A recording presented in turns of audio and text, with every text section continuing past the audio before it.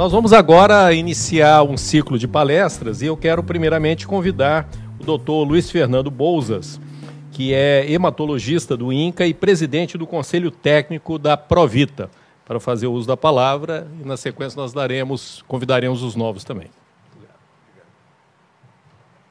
Bom dia a todos. Antes de mais nada, queria agradecer à Provita pela organização desse evento, a presença de vocês todos, e dizer da satisfação de que a gente possa continuar o sonho do Dr. Linneu e de sua esposa. Eu acho que isso... eu conheci bem o Dr. Linneu e a gente conviveu durante muitos anos, apesar de ele estar afastado agora da Provita e a família, né? Mas sempre a mensagem e a imagem dele nos inspira para continuar. Na hora também eu queria agradecer a disponibilidade de amadrinhar, né? Nem apadrinhar, essa causa.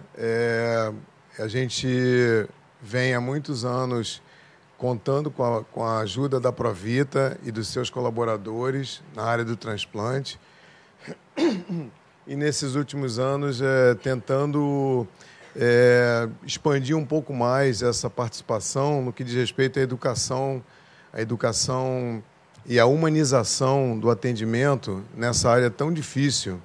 Vocês podem imaginar que, no que diz respeito às unidades públicas de saúde, nem preciso contar essa história, porque todos já estão mais do que cientes das dificuldades. Muitas vezes falta o básico para o bom atendimento desses pacientes. Imaginem o a mais que a gente pode fazer para que esses pacientes e esses familiares consigam conviver e viver com o tratamento, com o que acontece durante essa fase tão difícil, né, para eles. Então, esse a mais, ele tem que ser dado pelo terceiro setor. A área de saúde, o governo e os profissionais técnicos, eles vão atuar, com certeza. Mas esse a mais, às vezes, falta, e é muito importante que a gente tenha a participação de todos com esse objetivo de melhorar e até suprir algumas necessidades que a gente tem e não consegue oferecer.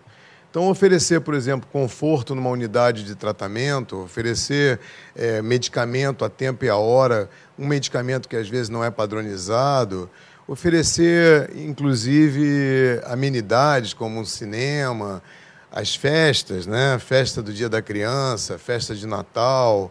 Parece bobagem, mas isso tem um grande valor no tratamento e na qualidade de vida dessas pessoas. Vocês precisam ver a alegria com que, por exemplo, uma criança ou um adolescente, ao ser convidado para uma festa, recebe um artista, recebe um jogador de futebol, ou mesmo o carinho de grupos que não são famosos, que não são, digamos, da mídia, né? Mas que vão lá para dar um abraço, para se fazer engraçados, para poder alegrar aquele momento daqueles pacientes. Então, isso tudo está no escopo do que a Provita faz, né? Não é só o que vocês vão ver aqui, que é a área técnica, eu acho que é importante, mas principalmente no suporte do dia a dia. Para vocês terem uma ideia, nós criamos há algum tempo atrás um ambulatório no CEMO, no Centro de Transplante, e esse ambulatório ele precisava, para ser inaugurado, de poltronas.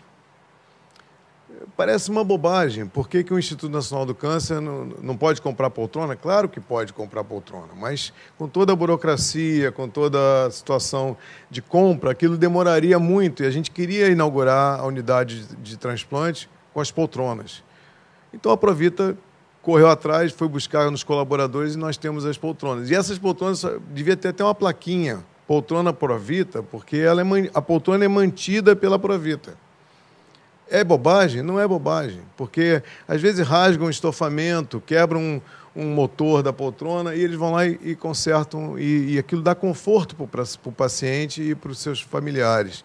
Ou seja, é oferecer no serviço público qualidade no atendimento e conforto para esses pacientes. Então, são coisas pequenas, mas que são muito grandes no contexto geral do que é feito. Então, eu queria, de coração, agradecer, porque a minha área é uma área técnica, mas eles é que correm atrás de fazer com que os projetos aconteçam, e a gente tem 22 anos, 23 anos, que está sendo suportado o Hemorrio, o INCA, a UFRJ, a UERJ e as unidades públicas que fazem transplante e que atendem a área de hematologia e hemoterapia no Rio de Janeiro.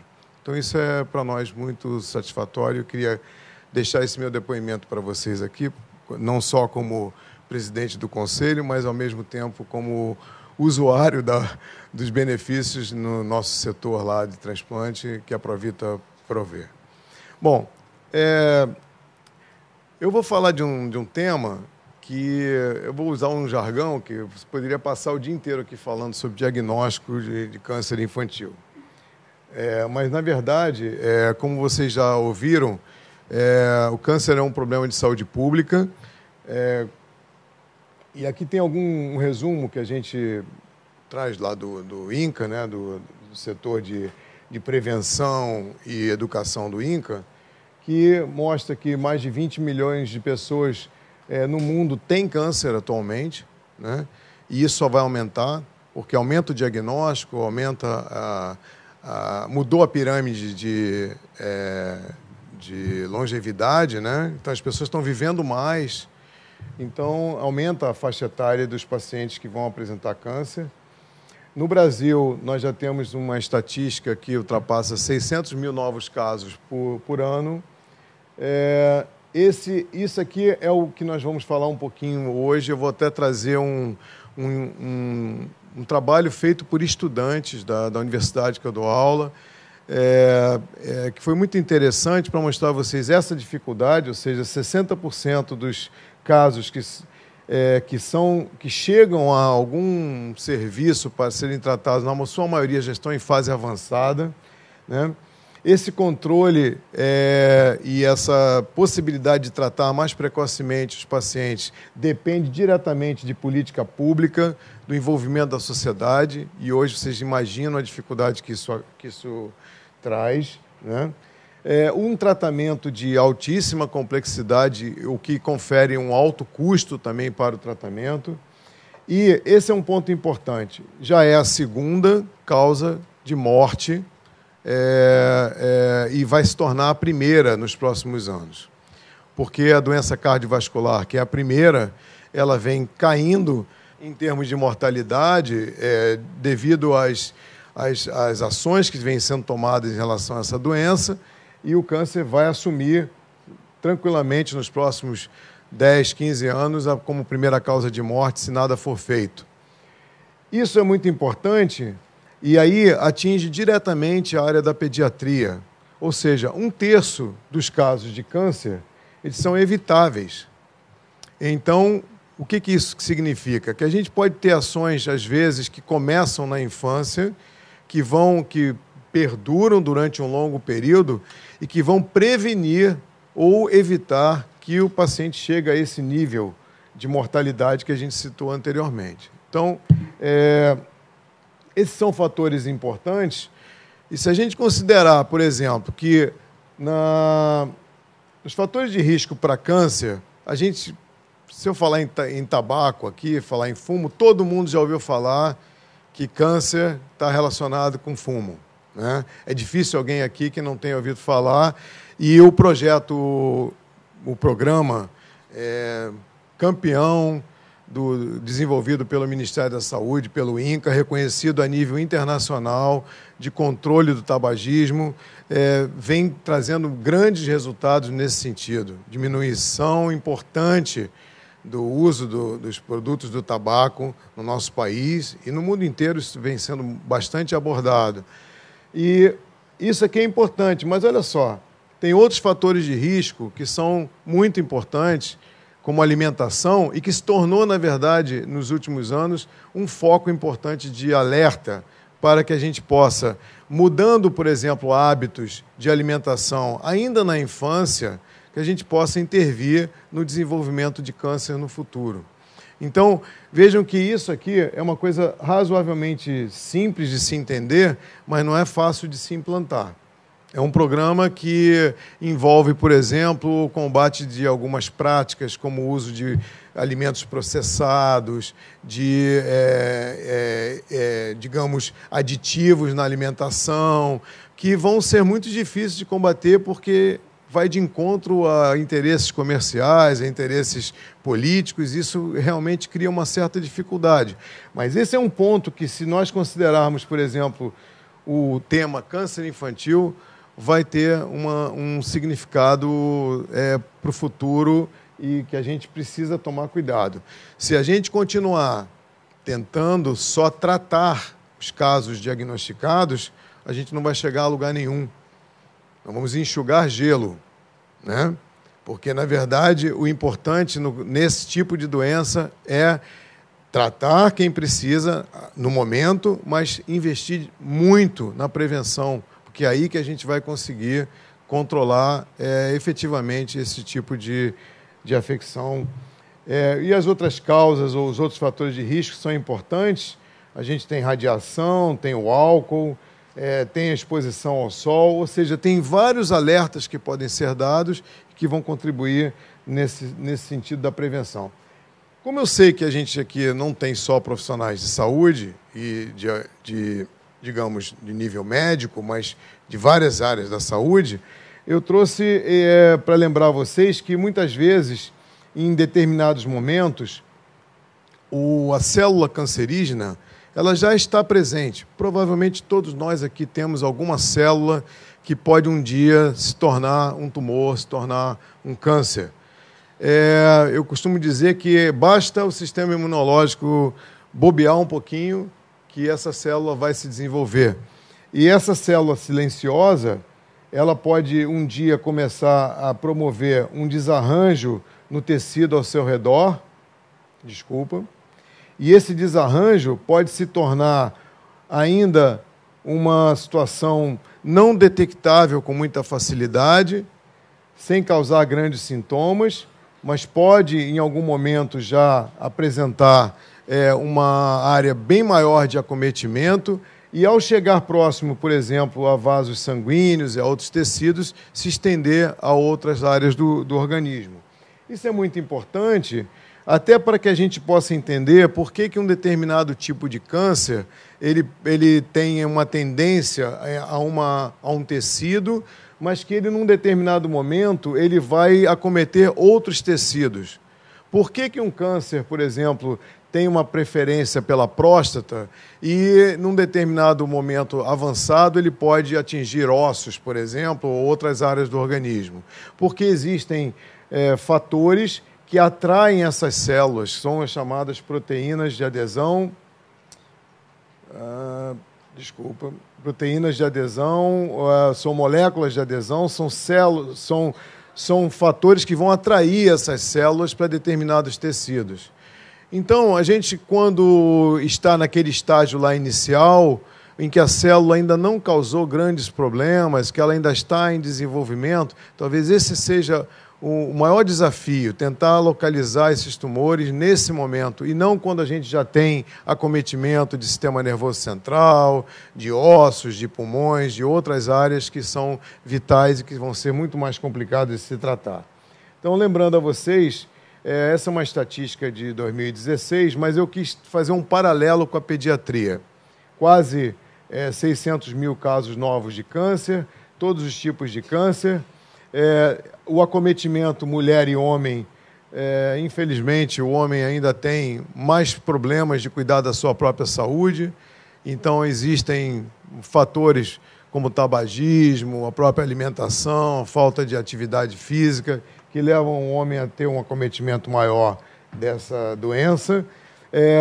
O desenvolvimento dessas estatísticas pelo Instituto Nacional do Câncer mostram, por exemplo, como que se comporta o câncer a nível nacional, e isso é importante porque, por exemplo, os hábitos de vida no Nordeste, no Norte, na região Sul, não são os mesmos. E a gente tem diferentes tipos de câncer acometendo, por exemplo, o homem que está no Rio Grande do Sul e os que estão no Nordeste e no Norte. Então é importante que a gente conheça as estatísticas, conheça os dados para poder investir na prevenção. Mas esses números são importantes para a gente saber que, por exemplo, se eu tenho uma incidência de 1 a 4% do total dos adultos de câncer infantil, eu estou falando de alguma coisa em torno de 16 a 18 mil casos novos por ano de câncer infantil, o que é importante. E a gente tem 30% desses casos nos principais acometimentos, que são as leucemias, os tumores do sistema nervoso central e linfomas. Então, esse é um dado de saúde pública. Tem que se tomar alguma atitude. As pessoas têm que ter conhecimento, têm que saber que, às vezes, um simples sintoma de febre, dor óssea, pode significar o desenvolvimento de um câncer. E essa criança, se for diagnosticada precocemente, ela tem uma alta taxa de curabilidade. Então, a gente precisa saber diagnosticar precocemente e saber que existem diferenças entre os tipos de neoplasia, de câncer na infância e nos adultos. Assim, resumindo, de uma maneira prática, a gente poderia dizer que câncer hematológico, leucemias e linfomas e tumores sólidos em diferentes localizações são as principais doenças que acometem as crianças. Depois eu não vou falar de tratamento, graças a Deus, porque é enorme. Então a Cima vai falar com toda a propriedade mais sobre tratamento, mas a gente tem aqui o sistema nervoso central, os tumores abdominais, neuroblastoma como uma doença bastante importante, tumores ósseos, tumores de partes ósseas, partes moles, que são os tipos de doenças que a gente pode encontrar com mais frequência na pediatria. Tumor do sistema nervoso central, eu vou falar um pouquinho de cada um, só para chamar a atenção de vocês sobre o quanto é comum, é o mais comum, sólido. Existem vários subtipos. Às vezes você fala de linfoma, fala de tumor do sistema nervoso central, dá a impressão de que é uma doença só. Então, essas doenças, elas têm, na sua classificação e na sua característica biológica, muitos tipos de doença incluídos nesse genérico, geral, que chama-se tumor do sistema nervoso central. Depende de um tratamento que muitas vezes é coordenado. Veja que dificuldade. A gente tem que ter um centro que seja capaz de fazer neurocirurgia, radioterapia, oncologia, neuroradiologia. Tem que ter um apoio psicológico, um apoio multidisciplinar, ou seja, um centro extremamente complexo e de grande investimento. Mas a sobrevida para essas doenças, se diagnosticado precocemente e adequadamente, vocês vão me ouvir falar isso o tempo todo, é grande. Então, a gente tem que realmente investir nesse diagnóstico precoce. Existem localizações distintas, a maioria nessas localizações, e o diagnóstico precoce é muito importante para que a gente possa obter resultados. Agora, vejam, esses tumores, eles têm sinais e sintomas, dependendo do tamanho, dependendo da área que eles estão acometendo, muito semelhantes a outras doenças. Então, por exemplo, quem não tem cefaleia, né? Cefaleia, a criança vomitando, cefaleia, a criança nem vai dizer que tem cefaleia, às vezes é difícil fazer esse diagnóstico, mas vômitos, mas piora da visão, convulsões, sonolência, irritabilidade, alguma dificuldade da marcha, muitas vezes considerados em unidades de atenção primária, como, isso é uma bobagem, isso vai passar, espera mais um mês para ver como é que funciona. Então, essa dificuldade é que a gente precisa vencer. E isso está, muitas vezes, no conhecimento do profissional que atendeu lá na saúde primária esse paciente. Então, esses diagnósticos, o diagnóstico passa por atenção aos sinais e sintomas e outras situações. Por exemplo, a gente precisa de tomografia, precisa de ressonância magnética. Muitas vezes, um serviço que precisa fazer a análise do líquor, sempre, né, nesse caso, avaliação das metástases com também exames de imagem, exames de patologia, ou seja, isso é extremamente importante que a gente tenha essa situação. Por exemplo, tumores como o rabdomiossarcoma, que é um tumor de partes moles, 18% dos casos já aparecem disseminados ao diagnóstico.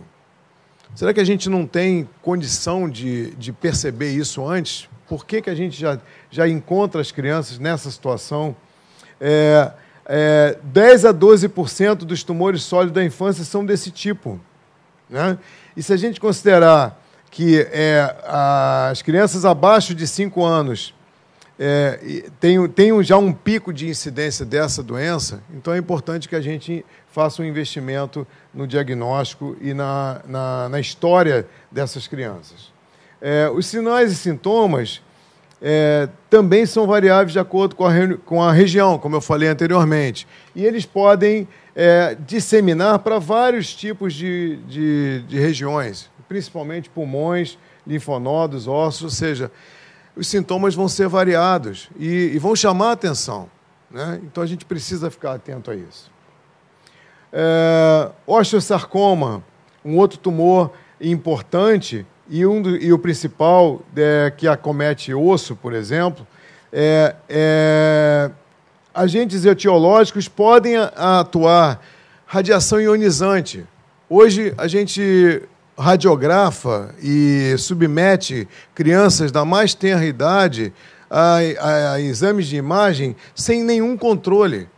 Você tem crianças chegando nas emergências e sendo radiografadas, às vezes, de 3 em 3 dias, uma vez por semana, pelo menos, durante vários períodos de sua vida. Então, esse tipo de acometimento, a gente precisa tomar muito cuidado. A clínica, de novo, repete outras doenças. Dorócia. Alguém chega e diz, isso é dor do crescimento, e nem investiga, né? Então, isso é muito comum acontecer, e a gente precisa ficar atento se será que aquela dor do crescimento ela foi embora, ela desapareceu, ela tem outros acometimentos em conjunto, ou seja, é importante que a gente tenha esse alerta. E os exames, obviamente, têm que estar disponíveis na rede de saúde. Sarcoma de Ewing é uma doença, um endotelioma difuso do osso, 10 a 15% dos tumores ósseos, e mais uma vez a gente tem o acometimento com dor, massa palpável, febre. Ou seja, a gente precisa ficar atento a esses tumores, e isso vai se repetir. Eu não vou entrar em detalhe em todos, mas acho, por exemplo, o neuroblastoma, uma doença que tem que ser melhor disseminada, o conhecimento na população de profissionais da área de saúde. É uma doença que tem uma incidência razoável na infância. A estatística a gente só tem dos Estados Unidos, 9 por milhão de habitantes, e é mais frequente nas crianças menores. O acometimento é variável, pode aparecer em tórax, abdômen principalmente, mas o importante é que, se a gente fizer o diagnóstico precoce dessa doença, com esses exames, que não são nada difíceis de entender, talvez a gente tenha mais problemas se nós formos buscar, por exemplo, exames como citogenética, biologia molecular, que são mais difíceis porque são mais específicos, mas existem outras maneiras de se suspeitar e de se avaliar e diagnosticar precocemente essa doença. Essa doença aqui, por exemplo, o retinoblastoma, é um tumor que é o tumor intraocular mais frequente que existe. É um tumor que acomete a criança desde que ela está em formação. Primeira infância é quando nós podemos identificar, e existem métodos para que a gente possa suspeitar, pelo menos, de que a criança possa estar acometida e a gente possa salvar essa vida. Então, por exemplo, esse tipo de tumor, atualmente, vem sendo estimulado que nas maternidades, né, ao nascimento, seja feito um exame ocular, para que a gente possa identificar, e não é difícil esse diagnóstico, para que a gente, através de um simples exame, a gente consiga identificar precocemente a doença e tratá-la para que essa criança seja salva. E assim por diante. É lógico que o carro-chefe dos tumores na infância são as leucemias. Eu não vou entrar em detalhes, mas os principais tipos são as leucemias linfóide aguda. E aí vem a área do transplante, que a gente não está aqui falando de transplante, está falando de diagnóstico de câncer infantil, mas a leucemia linfoblástica aguda, com alto índice de curabilidade, mesmo sem o transplante. Mesmo sem o transplante. Com tratamento quimioterápico, você consegue curar essas crianças. Então, e a leucemia mieloide aguda, como sendo o outro subtipo. É importante que a gente tenha em mente que, por exemplo, para a leucemia linfoblástica aguda, a gente tem um pico na faixa de 2 a 5 anos. Para a mieloide aguda, o pico é bimodal, ou seja, a gente pode ter na tenra infância e pode ter na adolescência. Então, é importante que a gente tenha isso em mente. E os fatores que causam essa doença são variáveis, são ambientais, são genéticos, são relacionados, às vezes, com síndromes genéticas.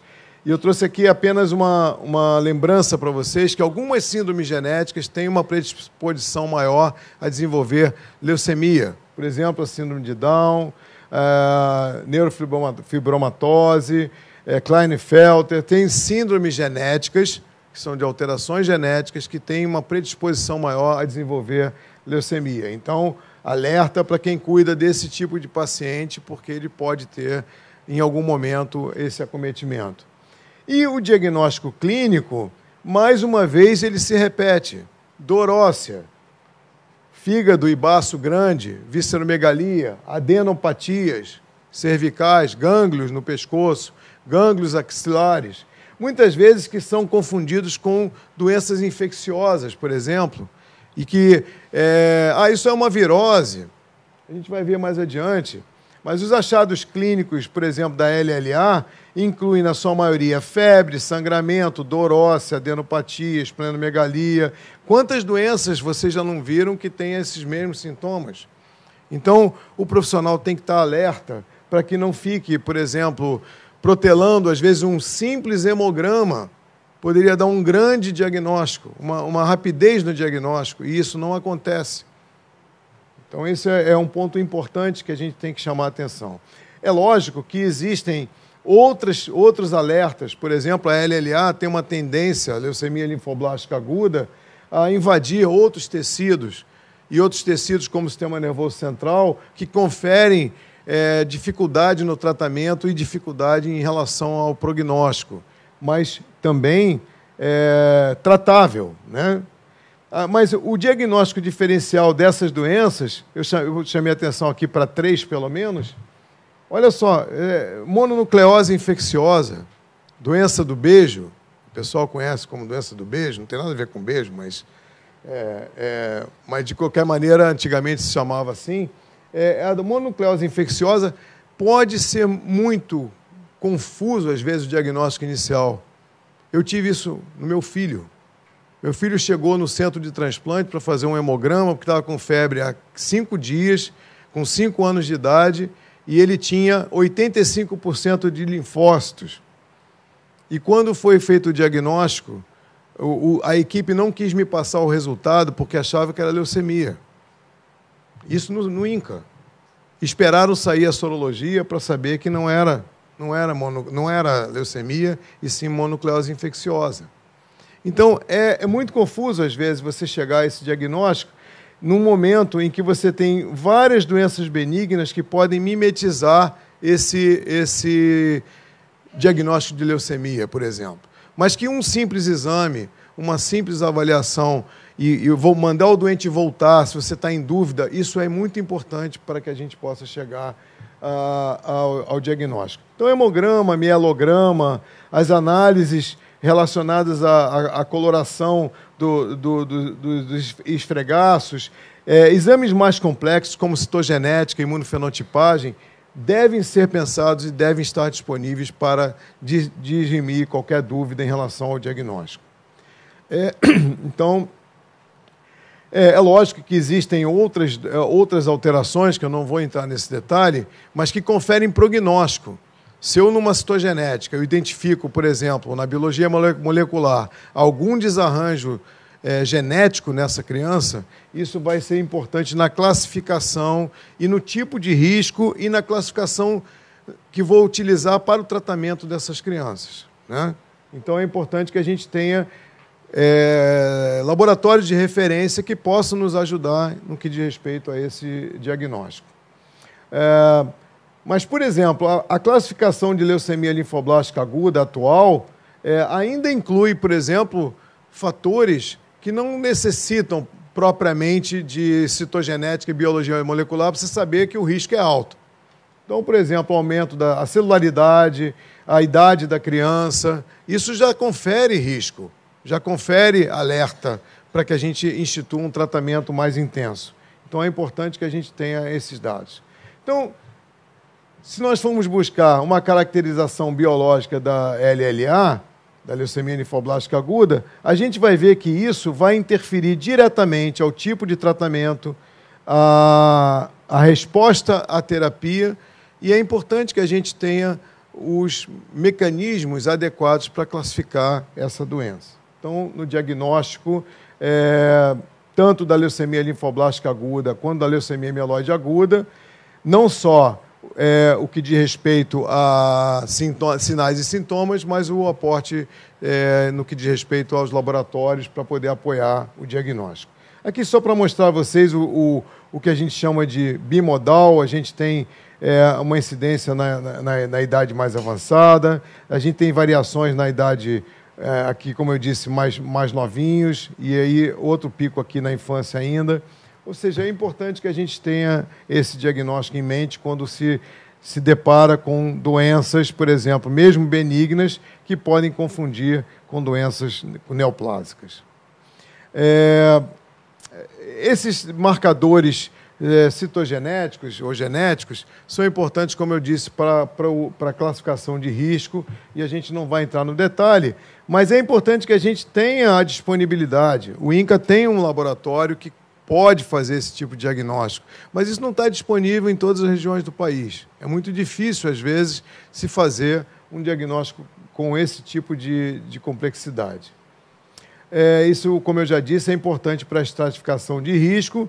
A gente tem aqui uma curva de sobrevida, por exemplo, de tratamento, mas dentro dessa curva de sobrevida, certamente, se eu separar os de baixo risco, o de risco padrão e o de alto risco, eu vou ter uma diferença de sobrevida e mortalidade nesses pacientes. Aqui, para encerrar, eu queria ilustrar para vocês o trabalho dos alunos, que foi um trabalho interno feito por alunos do 9º período de medicina da Estácio de Sá, em que a gente orientou para que eles fossem buscar informações junto às famílias para saber o que aconteceu com essa criança desde o momento em que houve um sintoma, uma suspeita de câncer, até chegar a um centro de alto nível, que é o centro de tratamento do INCA, né? Então, a gente foi buscar, através de um questionário, essas informações.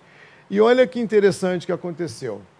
Bom, primeiro a gente se baseou para fazer esse trabalho no trabalho de uma outra organização que chama Unidos pela Cura, né? E essa organização ela chama atenção há algum tempo para os sintomas que podem significar câncer e que também tem como diagnóstico diferencial outras doenças. Então, aqui está citado febre, vômito, constipação, tosse, dor óssea, dor de cabeça, linfadenopatia, adenomegalias, etc. Então, isso foi a base do nosso trabalho, do trabalho dos alunos. Unidos pela Cura vem trabalhando com essa lógica de que é necessário levar a informação ao profissional de saúde que está lá na ponta, no seu consultório, o pediatra, o que está atendendo na unidade de primária de saúde da família. Ou seja, essa informação é importante para que a gente acelere as fases do tratamento, para que a gente tenha melhores resultados. Eles conseguiram um fato interessante, que foi levar essa informação e esse treinamento aqui foi em 2012, que esse trabalho, há muitos profissionais de saúde aqui no Rio de Janeiro, levando essa informação. E aí nós fomos buscar, por exemplo, no nosso trabalho, em 2014, o que poderia ter acontecido em relação a isso, se realmente mudou alguma coisa. Então, o objetivo era investigar o tempo transcorrido entre os primeiros sintomas, o diagnóstico e o início do tratamento. Ora, uma vez chegado no INCA, o que ficou detectado é que, uma vez no serviço especializado, o tratamento era iniciado no máximo em uma semana, né? Ou seja, chegou lá, ele tinha como ser tratado. Muitos chegaram já em fase avançada, né? Então, essa abordagem era uma abordagem com as famílias que responderam a esse questionário, e nós também procuramos descrever os sintomas, a associação das características das doenças, a associação, para ver se tinha alguma história familiar de câncer, né? E determinar também se o atendimento inicial foi adequado. Ninguém está querendo culpar ninguém. A gente está querendo só chegar à conclusão se eu tivesse condições de, por exemplo, ter na saúde primária um alerta para esse diagnóstico, se isso chegaria mais rápido ao INCA ou chegaria mais rápido ao serviço de atendimento especializado. Então, foi esse o objetivo. Então, a inclusão era diagnóstico de câncer infanto-juvenil, a idade entre 1 mês e 19 anos completos, admissão no serviço de hematologia, transplante ou oncologia pediátrica do INCA, né? E tinha um termo de consentimento que era entregue às pessoas. Não sei se vocês vão conseguir ler isso aqui, mas, assim, quem respondeu, por exemplo, aqui está a relação parentesco, a maioria dos pacientes respondeu foi a mãe, o pai. O histórico familiar de doença neoplásica, alguns tinham história familiar de doença neoplásica, alguns mais próximos, como irmãos, por exemplo, e se havia algum tipo de acompanhamento anterior ao diagnóstico de câncer, ou a suspeita. Então, aqui, pacientes atendidos pelo PSF, por pediatra, por clínico geral e por outros profissionais. Além disso, qual era a frequência desse acompanhamento antes da suspeita do diagnóstico? Então, por exemplo, eram acompanhados com intervalos menor que 6 meses, de 6 em 6 meses, uma vez por ano ou mais de uma vez por ano. O tempo entre o atendimento prévio e a suspeita, quanto foi esse tempo de atendimento prévio à suspeita? Vocês veem que tem pacientes que levaram mais de 3 meses para que ele fosse atendido e houvesse uma suspeita, o que é um fato bastante importante, né? Além disso, nós conseguimos identificar nesses pacientes que foram... Eu não trouxe todos os gráficos, é lógico que tem para mais de 20 gráficos, mas, assim, na verdade, os sintomas mais frequentes que foram a causa a suspeita do diagnóstico de câncer. Então, está aqui, os mesmos da literatura: dor, febre, né? Tosse, outros tipos de acometimento, mas não é muito diferente do que está descrito na literatura.